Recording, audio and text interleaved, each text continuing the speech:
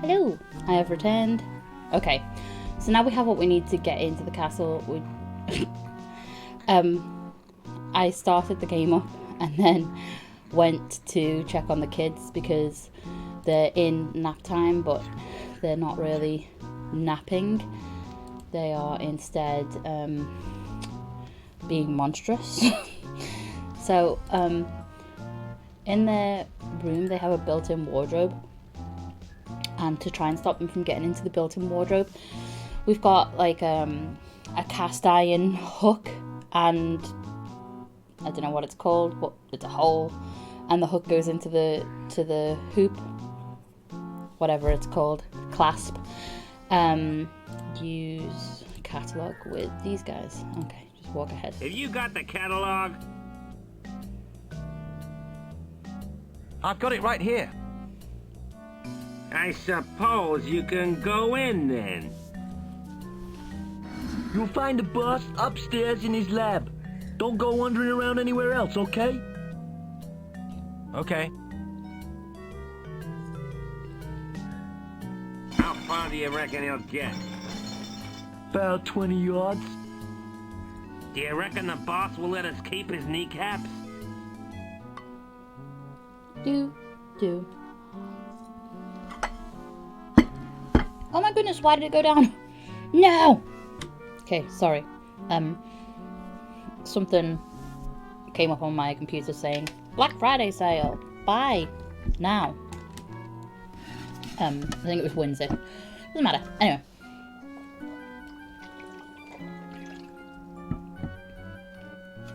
My kids threw teddies at the hook thing, because the only thing keeping it in place is gravity.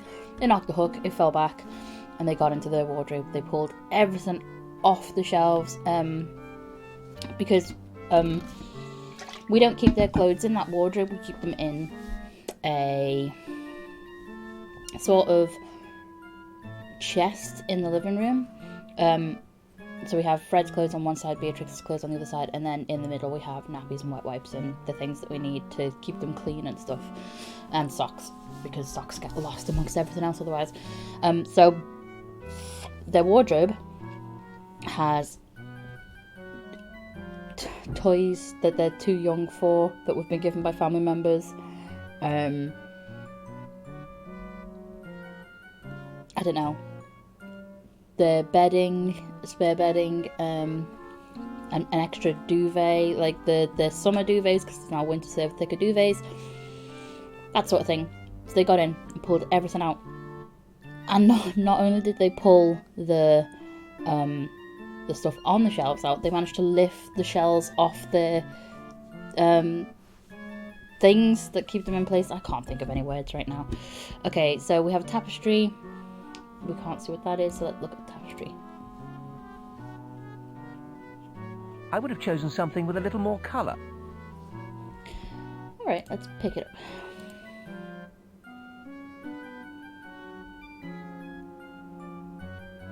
We can walk this way, can we? No? Just in the stairway and in the eerie passage.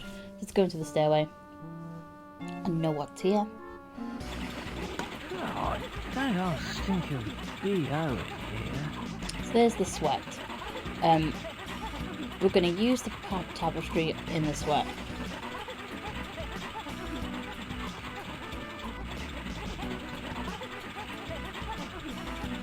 And we're going to move the lever. Who put that bag over my head? Okay, and then we're going to walk down here. Okay, there's the eerie passage. So, I'm gonna let you see in the full extent of everything actually. So let's push this lever back. Let there be light! So this poor guy is basically powering the lava in the background. Okay, so if we go in here,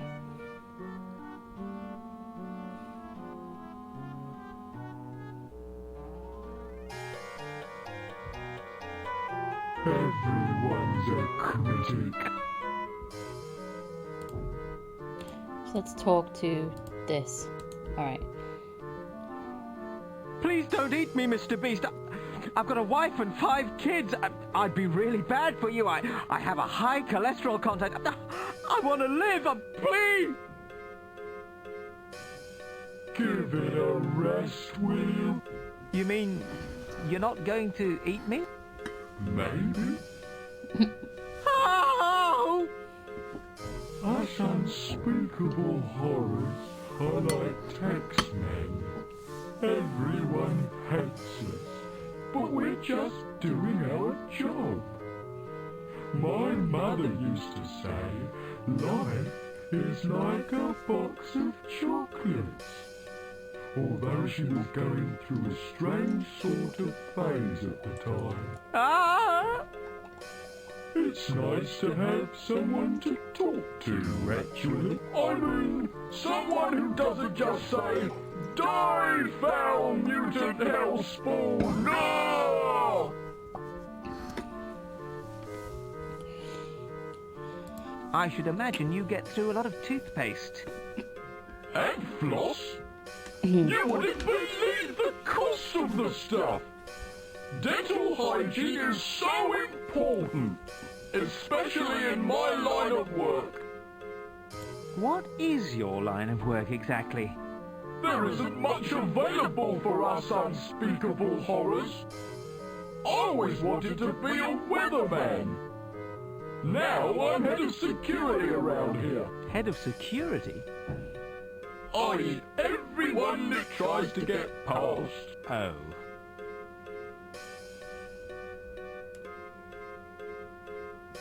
So, are you going to let me past? I'm afraid I have to eat you. I could spit your bones out through the door if you like. Oh, please. I can't.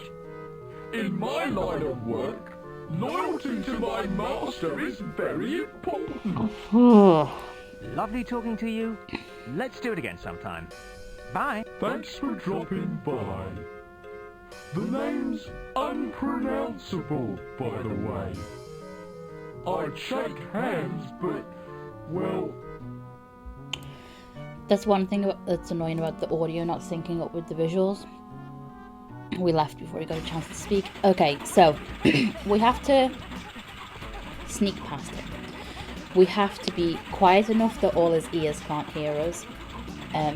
We have to make it dark enough that all his eyes can't see us. And we can't smell like human because we can't smell strange to him. So we're going to use the tapestry in the sweat. I think we've already done that. It's already absorbed to its full capacity. Okay, so we are going to push this lever, which turns the lights off. We're going to leave. Right, we're going to wear the tapestry. You don't honestly expect this to work. Okay, we're going to wear the dog. I wouldn't want to compromise my mysterious sorcerer image. Okay, so let's go into the eerie passage. Maybe I have to do it there. Wear puppy. What an unusual idea. Still, I'll give it a try. Stop speaking. He'll be able to hear you. Look, he's asleep.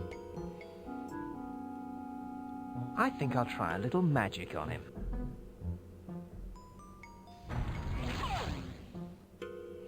So we've turned him into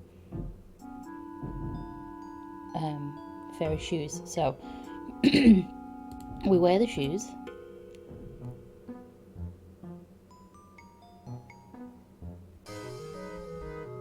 What could that smell be, I wonder?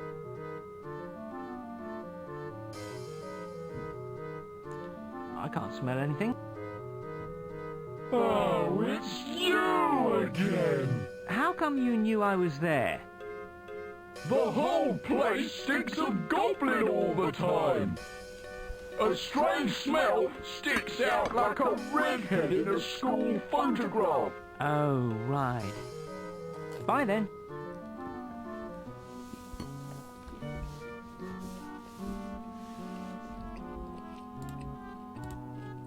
I think I'll choose to ignore that idea.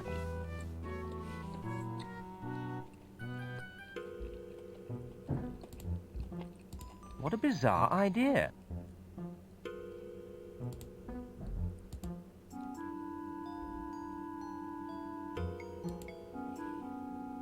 No! What could that smell be, by the way? Oh, goodness. How come you... Okay. So basically we have to smell like goblin by using the goblin sweat on the thing. So I think we just have to use it on him. Use goblin tapestry with him.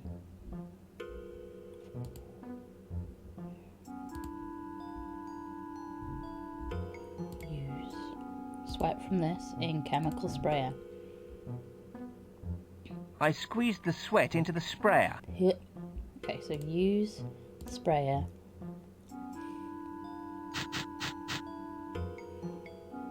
Ew. And then wear the puppies.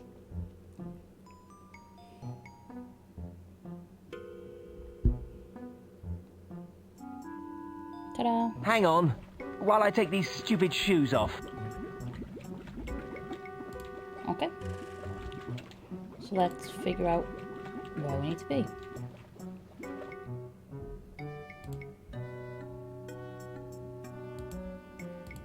A fairly dour door.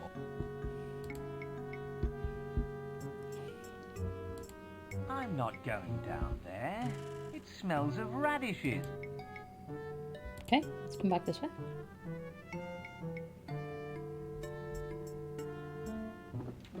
Let's go this way.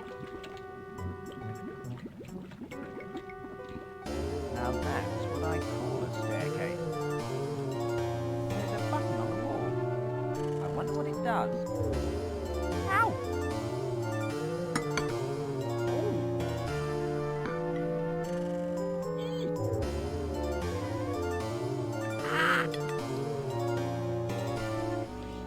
In accordance with the laws of causality, I'd better find that time stick and rescue myself.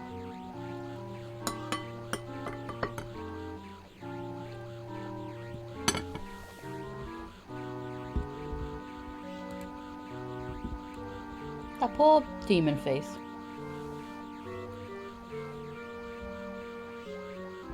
Oh, pick up a screwdriver.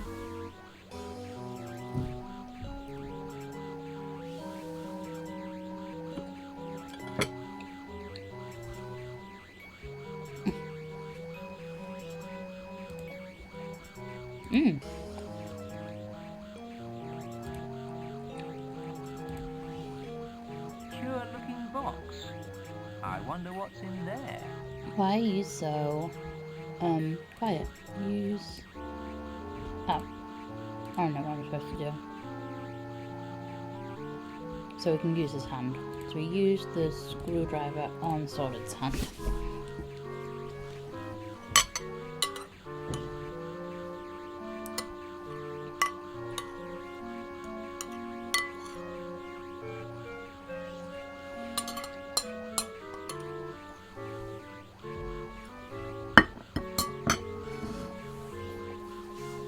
Sorry.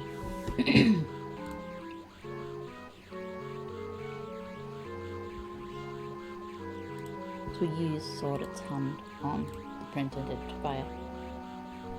Please place palm on identification plate.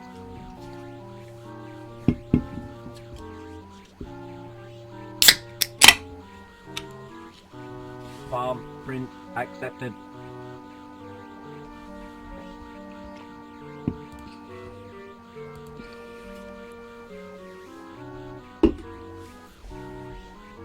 Now I've got this, I'd better go downstairs and rescue myself.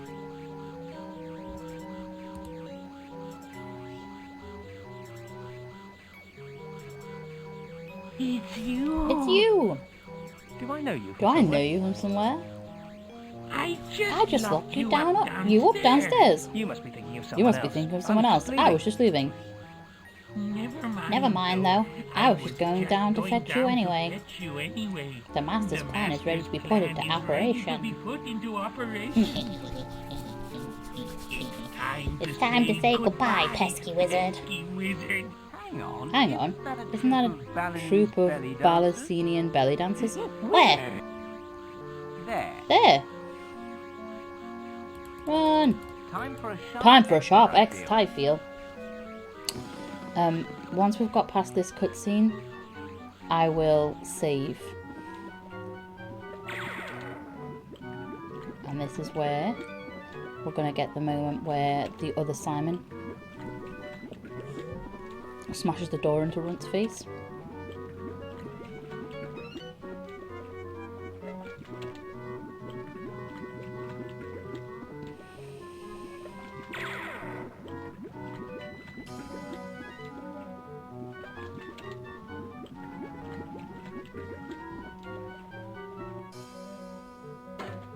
Ta-da! No time to explain. Take this and get out of here.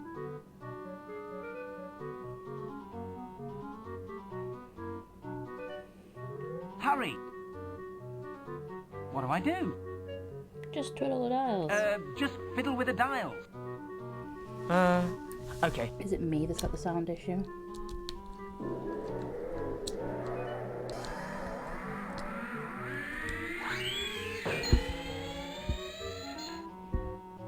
I have you now. Couldn't you at least think of something original to say? Oh dear. I think it was just me that couldn't hear the sound, so you may... Everything is ready, just as the master planned. It's time for you to take a little trip, pesky wizard. Because of you, my master's soul is in hell, and so you must be the one who rescues him. I have placed a release document in your hat. You will not be able to return without my master. Meanwhile, Sordid is having a tough time of it. Now come on, little Swordy Wardy, eat up your porridge. Mummy,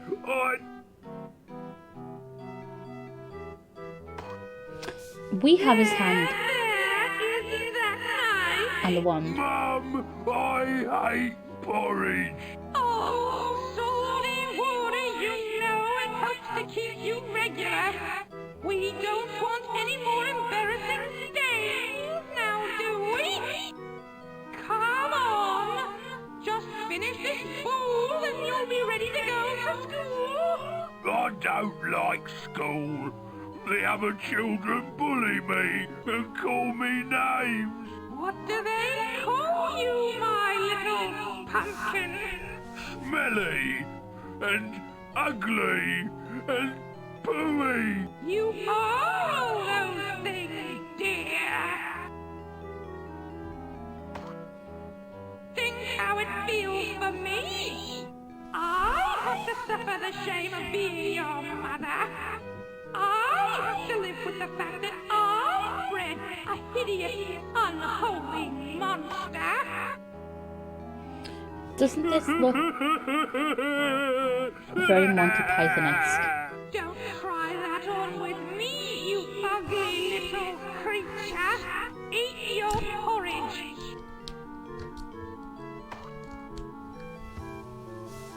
Stop that pathetic whinging.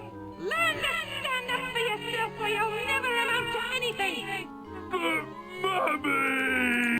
Okay, I'm sick of all that. So, Hiya, Swordy Wardy. Remember me? Got a release order for this one. He's done his time. I'm sure they said he was in for eternity. That's right. He's finished it this morning. Oh, right. Wait a minute. look at the lips. Finished it this morning? Eternity? So long. Hey!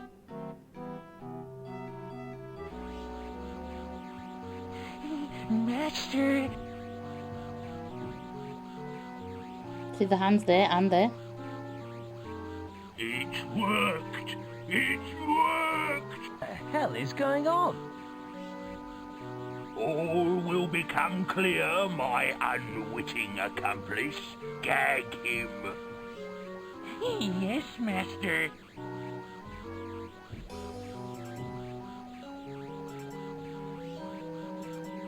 Have you sent the message to Calypso? Yes, Master. He should be here any minute. Excellent. Everything's going exactly as I planned it. Here we go. You're a genius, Master. Within minutes, the final stages of my plan will be complete. By using your body, I can travel back to your dimension. Once there, no one will be able to stop me from taking over the world. Get everything ready. Yes, Master.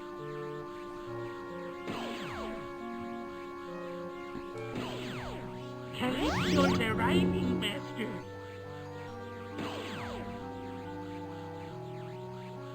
Alex, thank God you're all right. It was awful, Grandfather. They locked me up in a dungeon. If it hadn't been for Simon, I don't know what might have happened to me. I've got the wardrobe all ready for you. Thank you. Thank you. Your voice sounds a bit funny. I've got a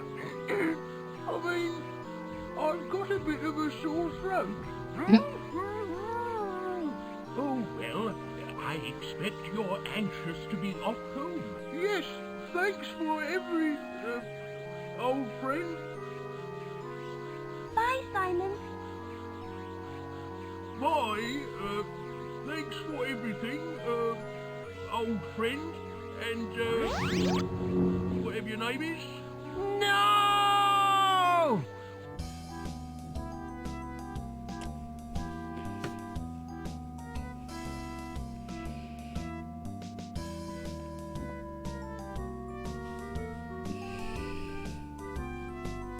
Production of boring stuff like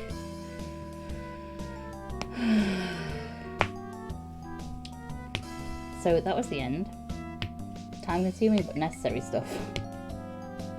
Sounds about right.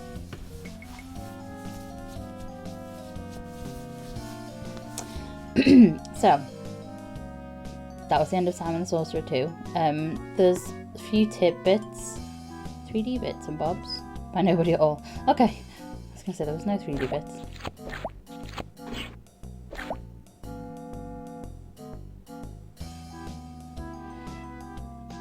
Okay, so yeah, as you can see, Runt is helping them to continually torture poor Simon. The third game, which I think I have on GOG as well, I also have in disc form, but I hate it, but I will play it for you. And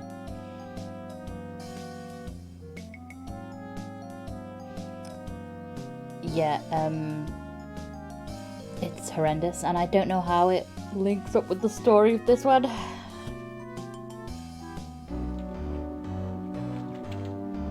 Because it doesn't seem to make any sense.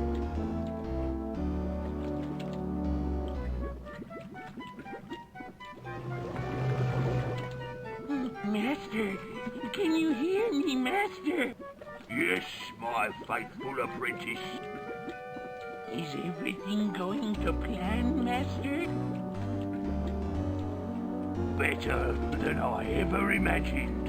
Soon I will bring this world to its knees, and then I shall rule the entire universe!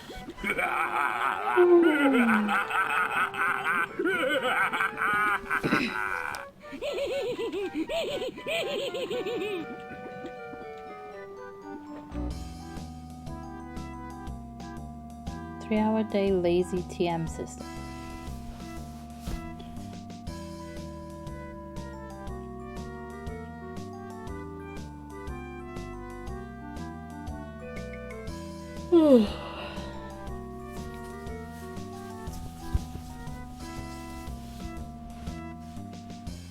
I don't know if that's the end of the cutscenes. Do do do do do do do.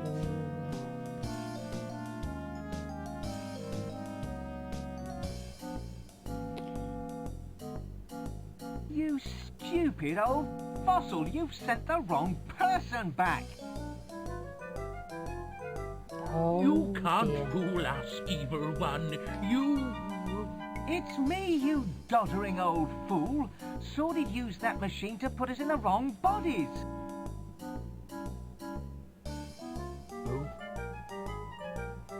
Oh. Oh? I'm probably stuck here in this hellhole for the rest of my natural life, and all you can say is, oh!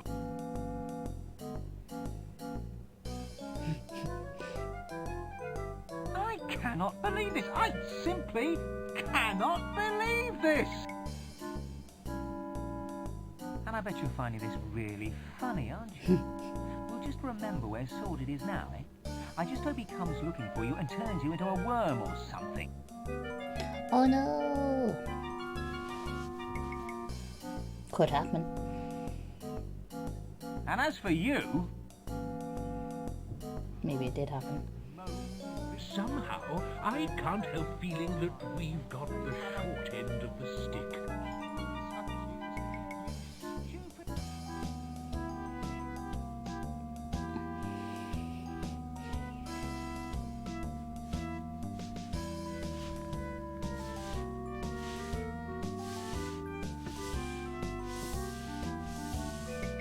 Green is as black for me as it is for you, so... Oh, there we go. Not anymore. Now it's showing me the menu. But you can't see that. Ooh. So, that was Simon the Sorcerer II. And it was good. Simon the Sorcerer 1, in my opinion, is better. But, I do love this game. Once you get to the place that Sordid's tower is in after riding the lion, that bit's the most memorable to me. I remember obviously the 3 bears, and I remembered the swamp and swampling and all that sort of stuff, but there were bits that just sort of had to sort of muddle through to get to the bits that were more memorable to me, like having to get past the demons by using the swamp shake on them and stuff like that, so that you could get to the mucosade. I remember everything that happened on the island, but the island to me is kind of boring. I don't think it needed to be there. I feel like they just wanted to give the players an extra place to be, but I don't think that it was at all necessary. I like the idea of the genie and all that sort of stuff. I like the concepts that were put in on the island, but I just don't feel like the island was necessary.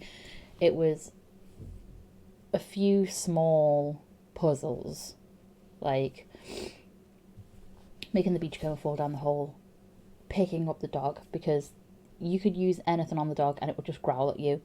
And then I just clicked on everything, like use the dog, fucking push the dog, give the dog, pick up the dog. And when I picked it up and it just changed it to Chippy, I was like, are you actually joking? It was the most frustrating thing in the game, was that dog, because I kept just going back and back and back and back and thinking, there's something somewhere that I need to pick up for this fucking dog.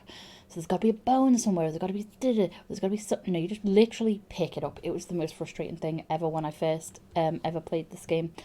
So yeah, I just don't know if the island was a particularly necessary added. I don't know how much. I don't feel like it added to the overall game, but I think the pirate ship and the island just were padding to make the game longer, because you could have just had him go back to Calypso's with Mucosade and then have the things from the Lion onwards and still had a perfectly reasonable, amazing game. It just feels like they went, oh, it's only so many hours long, we need to add more to it. So when he's got the Mucusade, let's do something really annoying by taking it away from him again, by having him picked up by pirates. And then everything that happens on the boat, and then everything that happens on the island happens. And it just feels like padding. It doesn't feel like a part of the original game. But I could be wrong. That could have been completely planned from the beginning. But it just doesn't feel like it. And I didn't particularly enjoy it, especially because of how infuriating the dog was. Even if they said, like, even if they just put a sign next to the dog that says, free dog, please take, or something like that, that gave you an idea that you could pick it up. Because I was thinking, oh, maybe I've got to get a collar and a lead. Maybe I've got to get a bone. Maybe I've got to throw the stick. Maybe I've got to... What else can I do with this dog? Pick it up. Really frustrating puzzle. Saying that, wearing the puppy as well was a strange concept. And I'm surprised that they didn't decide to call the outcome Hush Puppies. They called them Fluffy Shoes. Maybe there was some sort of licensing thing there of, oh, we can't call them Hush Puppies because that name has been trademarked or whatever. But yeah, it's a good game. I really enjoy it. It's full of nostalgia for me, which is probably one of the reasons I really, really enjoy the game. Because obviously the game it's a fantastic game. It's an amazing point and click adventure. And what you want from a point and click adventure is puzzles that you have to solve, and places to go and things to fight, and, you know, a cause. You want a cause to complete. And Simon the Sorcerer and Simon the Sorcerer II gives you both. Gives you a cause and a bad guy to fight and stuff like that. It's also got... It's good because Simon the Sorcerer II keeps true to the original game and pulls back characters that you liked from the previous game, like Calypso is here. Excuse me. The woodworm are there. Swampling is there. There's a dwarf there who's an ironmonger, but he's a dwarf. The pet shop owner makes reference to having a brother from the previous game who is the guy who dug the archaeologist who dug the mithril out the ground for you. So it's quite good in the respect that it does stick true to its, I don't know, roots. But I guess they were made around the same era and within a certain amount of time of each other. You know, you had one come out and then I think it was only 3 years and then two came out. I could very easily know the answer to that. Oh, and if you want to see the artwork, this is the artwork for one. Who wouldn't want to buy that game? Look how badass it looks. And then there's two.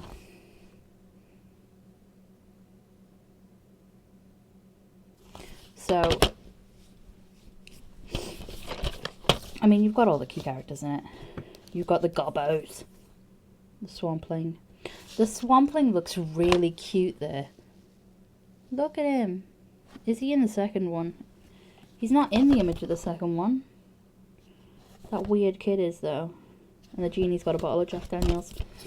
But yeah, they're good games. They are good adventure games, and I enjoyed them both. I have no complaints about the first game. The second game, a little bit. I just don't know if it needed that excursion from the original realm that it's played in. I don't know if they needed to add. There's also an island somewhere this random boat is going to take you to. But I guess pirates were in and are still in, because Simon the Sorcerer and Monkey Island were out in like that height of point and click adventure games, back when we had so many games. There was the King's Quest games, there were the Indiana Jones point and click adventure games. There was, oh, I've got the Indiana Jones point and click adventure game, actually. We could play that. I think I have to steer away from point and click adventures a tiny bit because they are my bread and butter, and I want to say I'm good at them, but I'm not particularly brilliant at problem solving, I don't think, or at least I can't do cryptic crosswords and stuff. My brain just doesn't tick quite quickly enough for me to, like, my dad can do a crossword in an afternoon. I can do a crossword in a few days. My brain doesn't tick quick enough in problem solving. Although I don't know, because my wonderful, amazing fiance got me a Sherlock Holmes game, which is a board game. It can be a one-player game if you want it to be, but I play it with him. Ooh. The premises of the game is you're given a map, a directory. I'm sorry if I'm sniffly, by the way. A map, a directory, newspapers, and a sort of basic storyline that tells you this is what you're looking for. This dead body, or this thing's gone missing, or you're solving a crime. Obviously, if you've not heard of Sherlock Holmes, you've been living under a rock. You know what he's about. So you get the basic outline. Oh, someone's been murdered. They were holding this item. And then you have to sort of theorize of what this album is, what this item is. How can it have been used by the person who was either the killer or the murdered person, and why were they murdered? So you get a list of questions, and it's why were they murdered, who murdered them, like it's kind of like Cluedo, who, what, with, and why, or where, but it's amazing because you read through the newspapers, and say for example, one of them is there's an actor who loves taking opium, and there'll be a newspaper article about opium with an address hidden in there somewhere, and you can choose to look in the directory and find the address and go to that address. When you get there, you might find out answers for some of the questions, and the whole point scoring system is if you do it in the same or less clues than Sherlock Holmes does, you get points. But if you do if you follow a path that Sherlock didn't, or you say you follow 5 paths and he followed 3, you get deducted points for the 2 extra ones that you did over Sherlock Holmes. But you will never beat Sherlock Holmes because it's ridiculous the leaps the games make. So I think we once leveled off with Sherlock Holmes, so we got 100 points exactly. But we've never beaten him in less, because there's so much intrigue and information. You don't want to just sort of go in and say, well, I guess this. You want to follow the cases to the end and find as much information as you can, and then you open a little envelope at the end that has say between 3 and 7 questions, and it'll be like the first 3 are about the murder and this stuff, and then the next 4 questions will be an undercurrent group of things that you could have found out that aren't connected to the main case. So if you just want to do the main case, you can do it in like 5, but Sherlock will always have done it in 3, or he'll have done it in a ridiculous amount. You go to the 3 places that Sherlock went to and you read it through, and then you go, there is actually no way we could have come to the conclusion that Sherlock Holmes came to. But if you keep going and digging in, there's a second set of questions. So it'll be like Series 1, the murder. Series 2, who was the lover of the murdered person? Ugh. And then you'll find out a few little tidbits about the person they were dating.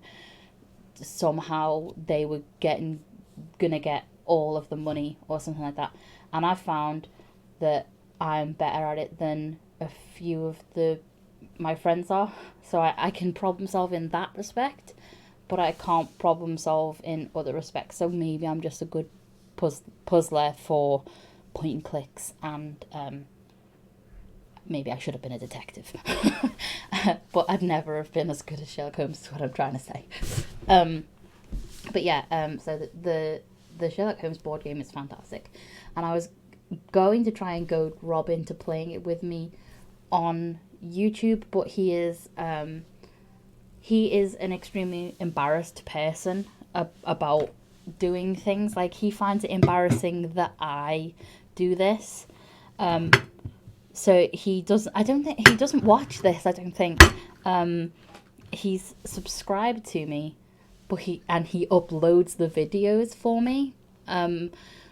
He's the one who merges them. He's marvelous. He's brilliant. I love him, but he doesn't listen to my instructions. So when I video these, I have to watch them back to see where the beginnings and the endings are, because it can sometimes be in 3 clips. It can sometimes be just one full clip, and all he has to do is upload that clip.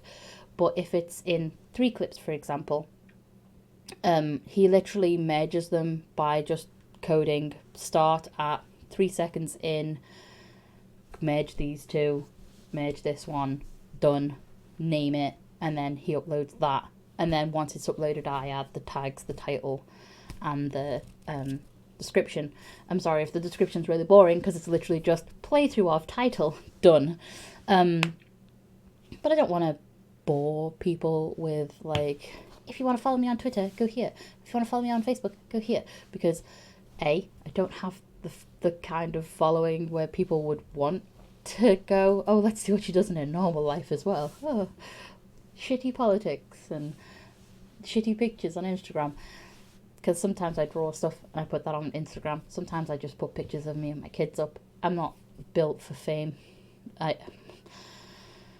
mean, that was a weird thing to say.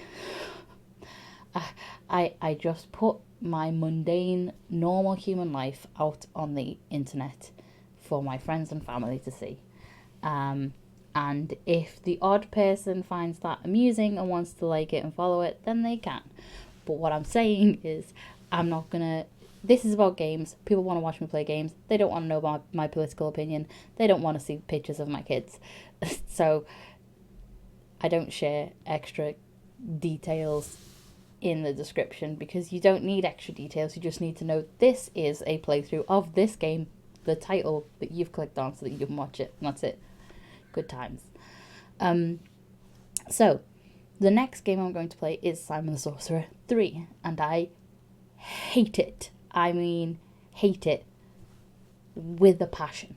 I've never completed it. I never got past 10 minutes in of the game. That is how much I hate it. But I'm a glutton for punishment, apparently. So I'm going to play it because it's going to amuse Nikki, who is supposed to be someone watching this, and I doubt she is. And if Rob ever gets around to watching them, Rob.